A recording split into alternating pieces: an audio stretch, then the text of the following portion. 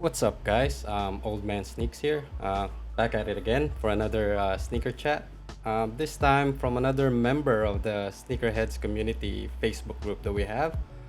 Um, One of the old heads, I would say. His name is Daniel Lawson. How you doing, man? Hey, how are you? Absolute pleasure to be with you today, and it's an actual honour. So, thank you very much for asking me to join. Cool, cool. No, thank you for giving me the time, man. I don't have a lot of listeners. Hopefully that grows. So yeah, thanks for taking the time. I listened to the last couple of podcasts, mate, and they're unbelievable. So it's an honour to be a part of it. Cool, cool. So let's start with latest pickup. Have you had any new pickups this week or this past few months? So my latest pickup is I've been getting a lot of older releases. Some of the new stuff I'm not overly interested in. So I have the old Green Glow Jordan 4s. Picked these up the other day. These are from 2014. And How's the condition on them? absolutely amazing, mate. They're lightly worn. So, yeah, that was But that's how you want to buy old sneakers, right? they last. They last a lot longer if they've a little bit of wear in them. So, and 72 and 10s. Nice. I saw you post that. You're still getting that. So did you just get that now? Got these ones. Yep. Yep, today. Because I saw you posted the Space Jams. Yep. I took that post down because I'm like, no, I want to post them both together. So yeah, and I got the Space Jams as well today. So yeah, That's really good. That's what's been happening with me as well. Like I don't have any recent pickups, but I'm just catching up. yeah. See, Surprisingly, I was going for Okay. everything that dropped last year, everything and absolutely anything. And I look in the cupboards and in the wardrobes and in my sneaker room here and everywhere else that I can hide shoes that my wife doesn't know. And it's getting to the stage where I'm looking at them like, I don't need that. I never needed that. It was just an impulse want. So now I'm going for the things that I really do want, or that have released in the last 4, 5, 6 years that are still in really, really good condition, 8s, 9s plus sort of thing, that I want, that are more special to me, rather than just getting every GR release that comes out every day of the week. That's good. I mean, it's probably a lot easier if you're in the game that long. Whereas us new sneakerheads, we tend to have that. We need everything. Like we need everything that drops. Trust me, I've been in that stage of more times than not. So, yeah, it's easy just to get caught up in the, oh look, there's been a Jordan 5 that's dropped today. I don't need it. Oh, but they're selling fast. Yeah, I'll get it. What do I need it for? Yeah. So, Because the thing is, like, it's hard to catch something for retail that if you get that opportunity, even if you don't think you need it, It's you, that you win. end up trying to cop it. it's that win. Yeah, yep. Always chasing that win. Yeah. But I'm starting to be more mindful now, and I've mentioned this on the previous podcast as well. I think I went a little bit too crazy. Not that crazy last year, but because I've been talking to everyone, or someone in the group as well that has had it way worse in terms of like copying every week. I think 2020, the height of the pandemic, is what was really worse for me, where I would get every mid that would drop, every low that would drop. The Simpsons Adidas collabs, I'd get them. The Simpsons Vans collabs, I'd get them. I don't even like Vans, but they had the Simpsons attached to them, so I had to get them. Just random stuff like that. The pandemic was the start of the pandemic was a financial pandemic for me because I spent so much money on shoes. But Yeah, I think that's the case for most of us. It's because we're sitting at home. We have some disposable income because we're not going to the office, we're not spending that much. You kind of save some stuff. The some, pubs some were money, shut. but you end up spending, but you end up spending more on shoes. 100%. Like just browsing around and then ending up copying everything that you see. That's exactly So right. Yeah, well, I think so- the pandemic is the culprit, really. a lot of the shoes that I actually copped, I've even given them away to friends. Like, I've paid for them and given them to friends because I don't need them.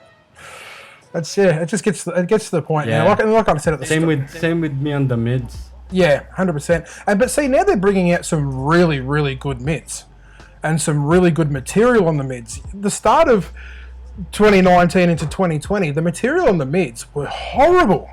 Absolutely horrible. They were so hard, and that's why no one wanted them. No one wanted a mid because the leather quality was crap.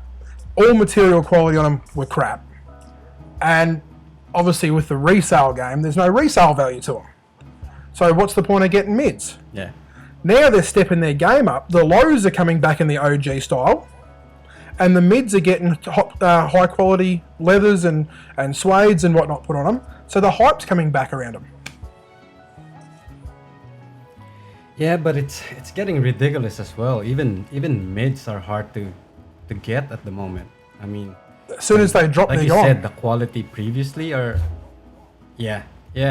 And everyone's grabbing. Who's buying them though? Who's buying all of those mids for resale? 15-year-olds with mum's ones. credit card, mate. That's all it is. It's crazy. It's like those dunk lows. Can you imagine that the black and white panda dunks, right? Like the resale on that is crazy. Yeah, I know. I saw those. Little bit high guilty. quality dunks that you have. No, I'm talking about the black and white pandas. Oh, there you go. Yeah. Did you pay resale for those? The pandas? Yeah. No. No. Okay, cool. Because it's ridiculous. It's like $400. Why would you pay $400 for Yeah, that? 100%. And that's where, as much as it's a taboo subject, that's where the UA rep market comes into it a lot, because resellers. Yeah, it's a bit of a hot topic in our group. As well, It is. It really is. I'm OG, mate, so I'm 100% with you. But that's if there were no resellers, there'd be no legit. There'd be no UA/rep shoes because there'd be no need for them. Yeah, because from what I've researched on those things as well, right? They almost sell them for retail price as well. From what I've I was seen, asking why would you? yeah. From what I've seen, they're the same as around the same as retail. Yeah. Yeah. So if you can get it for retail, why would you go rep? But my thoughts on that have changed a lot this past few months. I've been more in the mindset of like if you can't catch it for retail, move to something else. You know what I mean? Or pay resale on things that you really really like. And the thing is because we all want the same release, we all want the same heat. We end up like ramping up the demands for them. That's and exactly then right. We also ramp up the value. 100%. On the live that we did a couple of weeks ago with me and Glenn, he said straight out, you go chasing that drop and that win from that drop, and if you don't get it, you buy something else just to get that winning feeling. Yeah. You'll go and buy a Stan Smith or something that you don't need, but it's a quick win, and you feel that you've got the win for the night. Yeah, but then you're still pining for that loss, and you still wanna catch up on it. You know what I mean? 100%. Yep. So, yeah. So what got then, you into the sneaker game? I've mentioned this before. I've been a fan of sneakers for as long as I can remember, like way young during my elementary years and all of that. I've always been into it, but it feels like I'm an outsider looking into the culture. I've only been recently like collecting all of these limited releases. And the one that triggered me really is like when I started running, I started researching for tech runners, right? And then because on running, you tend to cycle through your shoes quickly, your sneakers quickly, because there's like you're only supposed to run like 500 kilometers per shoes, and I was running at a high volume. Then I got researching into sneakers, and then suddenly lifestyle sneakers was creeping in, and then I got into the limited releases and all of that. But I've always been aware of the culture. Like before the pandemic, I've managed to get some Jordan 1s as well, Jordan 1 highs, and I'm into Jordan 1s. But only during the pandemic that like I said, the pandemic is the culprit. That's when I started just copying like crazy. Yeah. And just started buying every release that I can see. So, Yep. I mean, and then now I'm slowly tapering off, and what I'm doing right now is catching up as well on those missed releases.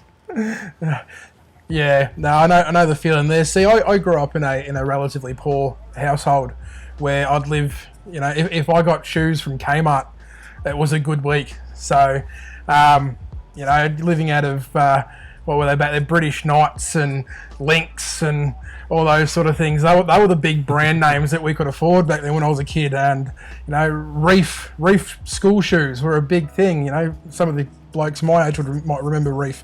But, yeah, like...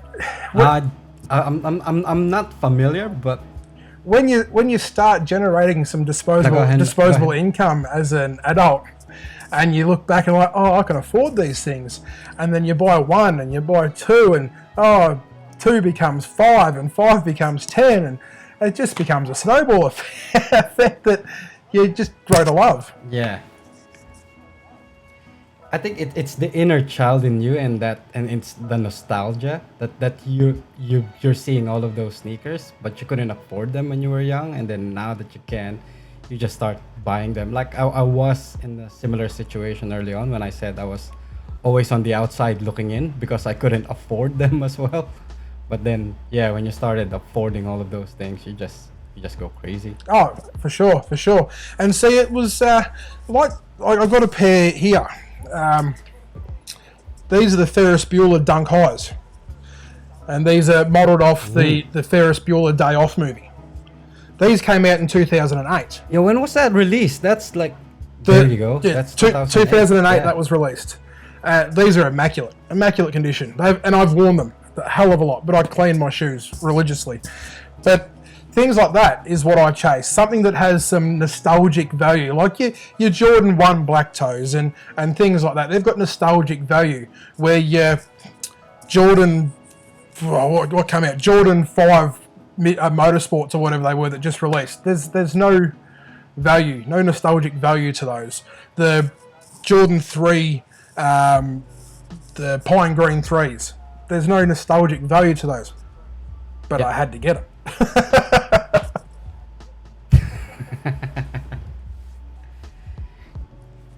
So what are your criteria for copying? Like how do you decide when to cop? Let's say we see a release, you see that Pine Green 3s, and like what's your decision making like? All right, I'm gonna get this one.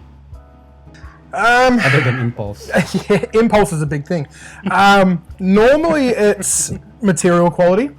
So I know because the Instagram page that I run, I release a lot of sneaker news 6 to 8 months down the track. So I've got the insight on a lot of materials that are going to be on certain shoes and stuff. So I look for material quality on certain shoes, and I look for if all the resellers are going to go for them. I don't want them.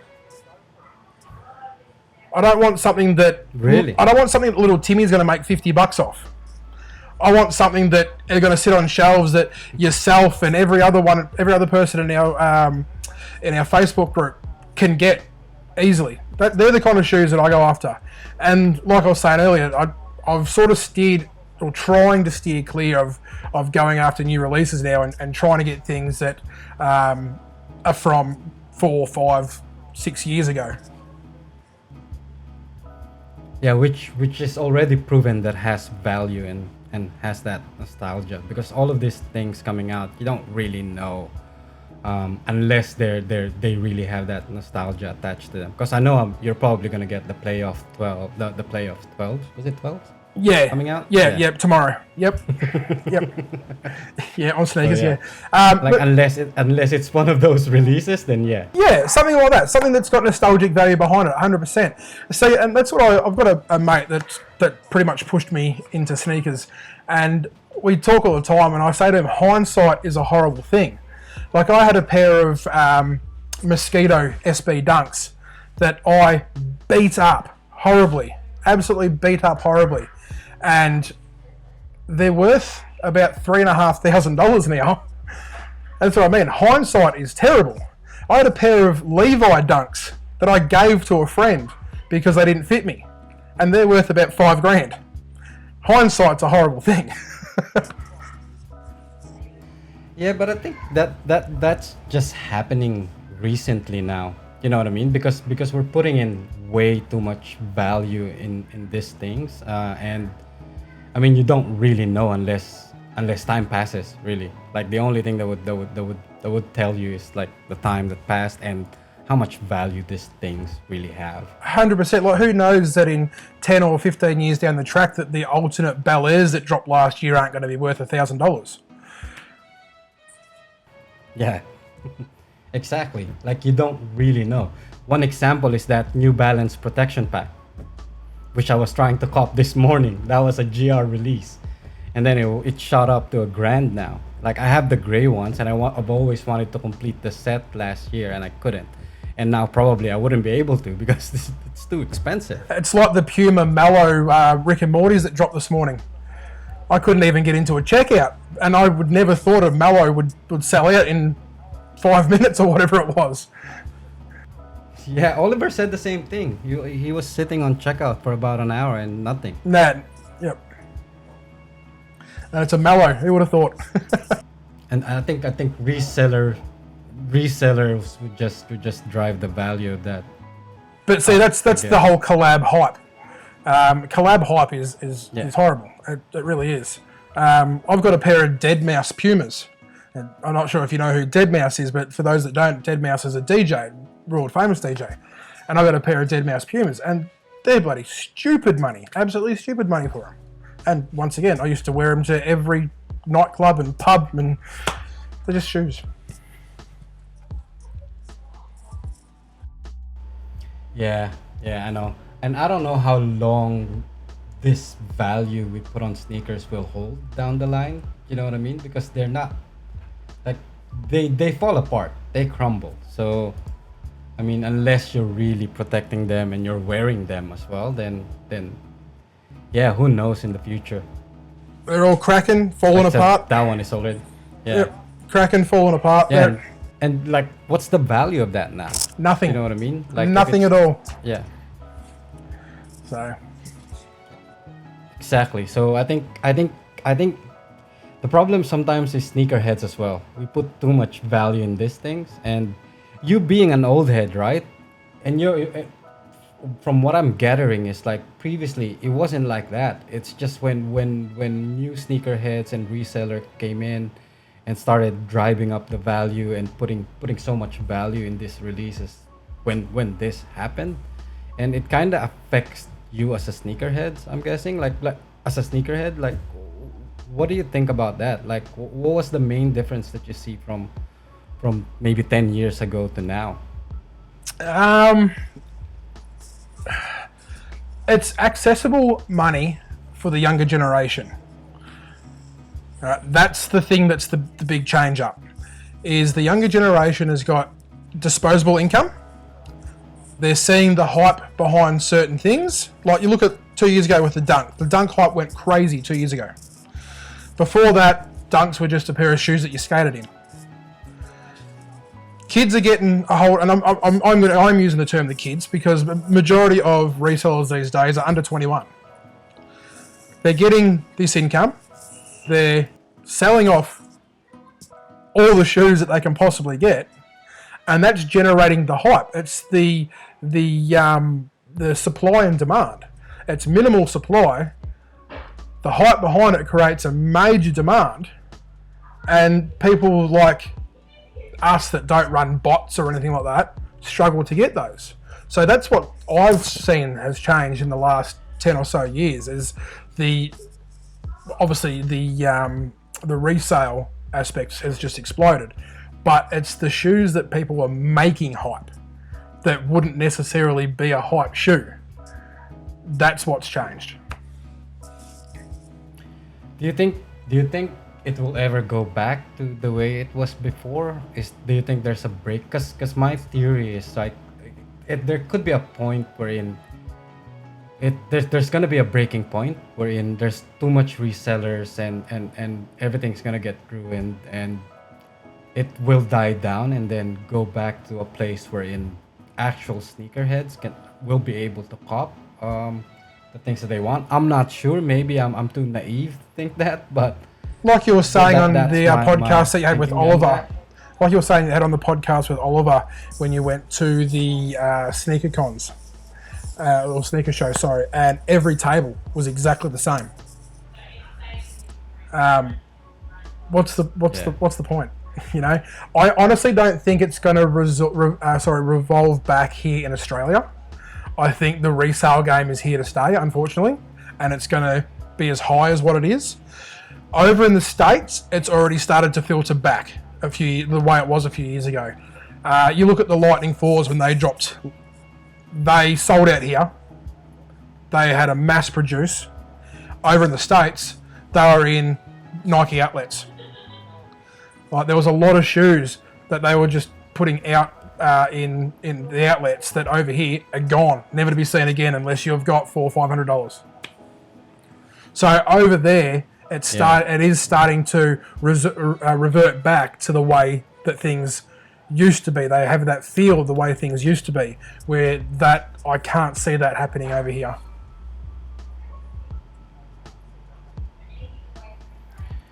Yeah.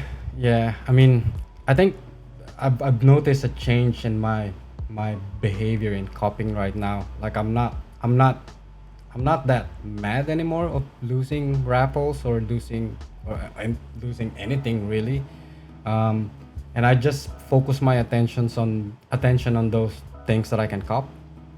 So other brands, like if I can cop a nice Saucony Shadow 6000 or an A6 Gel Light, then I'm happy. I'm still getting that sort of like sneaker fix. So that buzz, and I'm not as stressed. Yeah, I'm not as stressed. Like I couldn't get something and you get really frustrated. I mean there will be releases. Maybe the release that I really want hasn't come out yet. So maybe when it does come out, then I'm gonna go back into like that frustration of not being able to win a raffle. Yeah, 100%. 100%. And see, I haven't ventured down the avenue of your New Balances and stuff like that yet. There was sort of only one that really took my fancy, and that was the UNC that released a few months back.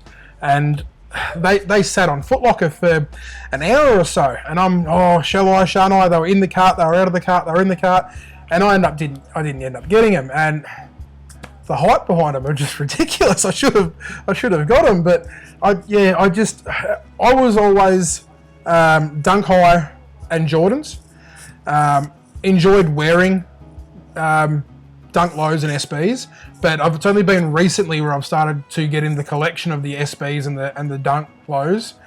But yeah, I still haven't really ventured out and got any other brands like your Sauconys and your New Balance, and you've got the occasional Puma and Adidas with the Yeezys and whatnot, but very limited. Yeah, I mean it's obviously based on taste still. Like if you don't like the other brand, you don't like the shoe. It's as simple as that. I think with New Balance, it's always come down to the fact that they look like a dad shoe, what you should be using to mow the lawns. But they're really starting to drift away from that now, and I can see that. And they're really appealing to the sneakerhead market, and it's really good because it gives you more options. I think they're doing something right in terms of collaboration and accessibility of their releases. I mean, they're not significantly overpriced on the resale market. They're easy to get, and the quality when you compare them, it's just like you can't compare them with those GR Jordan 1s and any dunks really of in the past few years. Yeah, and the nostalgia isn't quite there unless you're wearing them to mow your lawns. But that's just the thing. Like, it would be so good for them to release a nostalgic Jordan 1 every 12 months. You know, something that's really big every 12 months. But there's only a certain amount of Jordan 1s that you can push back into the market. Especially what we've seen in the last 2 years has been Jordan 1 after Jordan 1 after Jordan 1. I reckon they should make the signature colorways available all the time, kind of like Air Force One or any of their classic releases. 100%. Like if you can walk into Foot Locker and then grab a Chicago or a Bread colorway, then that solves half of the issue. You know what I mean? Yep. The resale value on them are just gone out the window. See you later. Yeah. Yep. And that's But that comes down to Nike's if you really supply like and them, demand. you're still gonna buy them. Yeah, exactly right. But like I said, that comes down to Nike's supply and demand. They put the carrot in front of the nose, and we just want to eat that carrot. Yeah. I mean, we're obviously being manipulated, but you know what I mean. Like, it is what it is. We're in this culture. We're collecting and Doesn't matter what it is. We're always are. manipulated with something in life, and it just wherever you put your focus to, and ours just happens to be sneakers. Yeah, true. Well, what do you think about that post from the Facebook group? Speaking of resellers, right? Like those people posting their wins and then suddenly seeing them posting it on a buy and sell marketplace. What do you think about that? What really grinds my gears is you scroll through Marketplace and you'll see Culture Kings coming soon. I have these coming. They'll be in hand in 2 weeks. They're for $380. Like, are you serious? Is there not somebody in the IT department of Culture Kings that is not trolling these pages, seeing their name pop up? But yeah, getting back to the question you just asked, I think it's a really good idea, honestly, because especially with our page, we're not a resale page. We don't promote resale. And that was a discussion that I had with Oliver before I went live a couple of weeks ago on the page. He goes, we need to make sure that we're not going to get anyone on that's a reseller that wants to promote the resale of their shoes. And obviously 100%, like 100% behind that. The helping someone out with what do you call it? A retail assist. Retail assist. Helping someone out there. It's not just the right thing to do, but it's our culture. Like, we are there to help somebody out who really needs something, or wants more the word, not need. Yeah, I mean, I fully support it. I think it's amazing. I mean, that we have this kind of group, and then people retail assisting other people in the group. And I mean, if you're a reseller and if you're offended by that rule, then you can quit the group. Like, you can leave us alone and be in our own sort of like world with our own sneaker world rules. There's 3 dots at the top of the page. You hit them, say leave group, and it's all done. You don't have to worry about it. Yeah, and because I'm surprised. Like, there's some people commenting, what if I have this? What if I do this? It's a basic thing. Like, if you posted that you want something in our group, don't let us see that same post in a buy and sell marketplace. 100%. Yep. Like, we're not saying because you're a reseller you shouldn't be here. What we're saying is, like, don't do that here, because that's not what we're all about. Don't brag about your retail win and then sell it off when someone in our group might have really wanted that shoe and couldn't get it for retail because you got it to make a profit. Yeah, and then you posting it in our group saying like, yeah, look at my win and all of those Bit things. more salt in the wound. Come on, man. Yeah, yeah, and it's great. I mean, I don't think it's that kind of group is common here in Australia. I really like the way our group is being run because it is just for sneakerheads. 100%. And if you're a greedy reseller, then you fuck off. And we've got some really good admins too that really they put their time into the group itself. So it's, you know, for anyone listening that isn't a part of the group, it's a good one to join. It really is. Yeah. I mean, if you're listening in Australia, check out the Australian Sneakerheads group.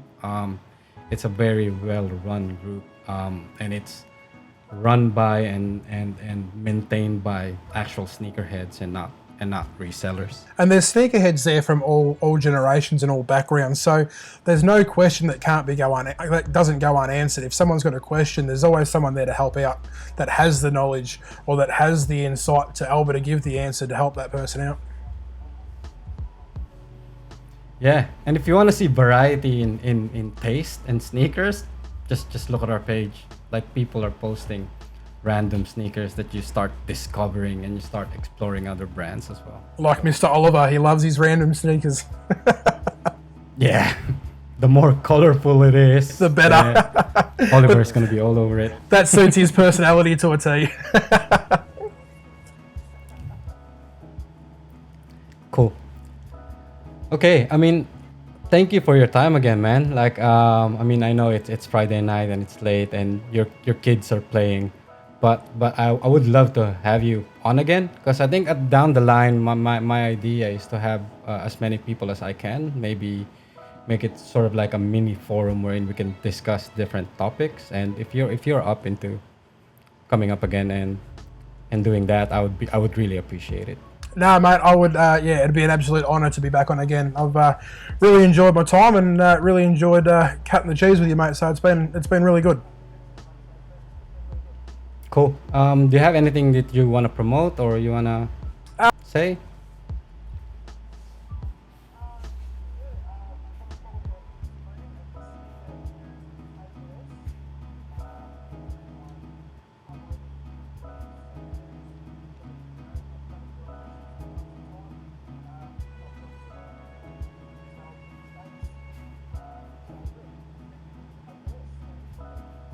Cool. I'll put it up on the video page as well, where they can follow you and everything that you have. Really cool. Cool. Thanks, man, and have a great week.